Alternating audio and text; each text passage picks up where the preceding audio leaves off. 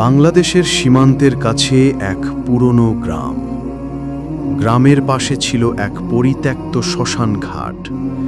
লোকজন বলতো ওখানে রাত হলে অদ্ভুত শব্দ শোনা যায়, কখনো আবার আগুনের আলো দেখা যায়। কেউ কেউ দাবি করেছে তারা দেখেছে এক বৃদ্ধ কালো কাপড় পরে বসে আছে, সামনে মানুষের হাড় আর খুলি। গ্রামের বয়স্করা সবাই বলতো ওটা অঘোরীতান্ত্রিকের আত্মা। জীবিত অবস্থায় মানুষকে বলি দিত, এখনো নাকি সে আত্মা ঘুরে বেড়ায়। রফিক নামের এক কলেজ পড়ুয়া ছেলে ছিল গ্রামের। সে শহরে পড়ে, কিন্তু ছুটিতে গ্রামে ফিরেছিল। রফিক শহুরে ছেলে, এসব কুসংস্কার মানে না। সে বন্ধুদের বলল, এসব বানানো গল্প, প্রমাণ করার জন্য আজ রাতে শ্মশানে যাব। বন্ধুরা ভয়ে যেতে রাজি হলো না, কিন্তু রফিক একাই গেল।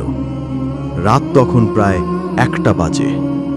আকাশ মেঘলা, চারপাশে ঘুটঘুটে অন্ধকার। রফিক হাতে লাইটার আর মোবাইল নিয়ে শ্মশানে ঢুকল। ভেতরে ভাঙা মন্দিরের মতো কাঠামো, শুকনো গাছের নিচে অদ্ভুত সন্ন্যাসীর প্রতিমা পড়ে আছে। হঠাৎ বাতাস জমাট বাঁধার মতো ঠান্ডা হয়ে গেল। রফিক অনুভব করল কেউ যেন তাকে পেছন থেকে তাকিয়ে দেখছে। রফিক সামনেই এগোতেই দেখতে পেল একজন বৃদ্ধ কালো পোশাক পরে বসে আছে। তার চারপাশে মানুষের হাড় খুলির ওপর তেল জ্বালানো প্রদীপ জ্বলছে।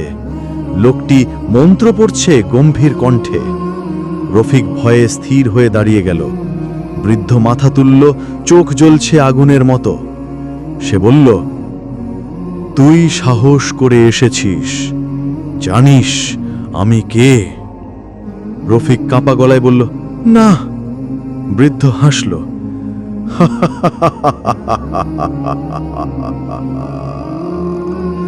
আমি এই শ্মশানের অঘোরী। জীবিত থাকতেই মৃতদেহ থেকে শক্তি আহরণ করতাম। গ্রামের লোক আমাকে হত্যা করলেও আমার সাধনা আজও শেষ হয়নি। আজ তুই এসেছিস, তোর আত্মা দিয়েই আমি আমার সাধনা পূর্ণ করব। ভয়ঙ্কর মুহূর্ত। অঘোরী হাত তুলে মন্ত্র পড়তেই বাতাস তীব্র হয়ে গেল।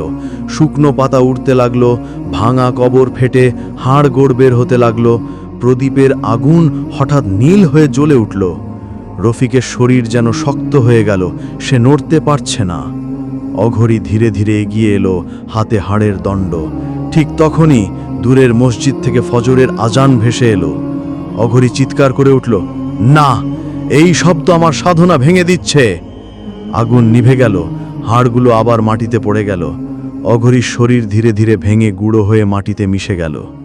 রফিক জ্ঞান হারিয়ে মাটিতে পড়ে গেল। সকালে লোকজন তাকে অচেতন অবস্থায় শ্মশান থেকে উদ্ধার করল। সে বেঁচে গেল, কিন্তু সেই ঘটনার পর থেকে আর কখনো রাতের অন্ধকারে বাইরে বের হয়নি। আজও গ্রামের মানুষ বলে, আজানের শব্দ না থাকলে হয়তো রফিকের আত্মাও আজও শ্মশানে ঘুরে বেড়াতো।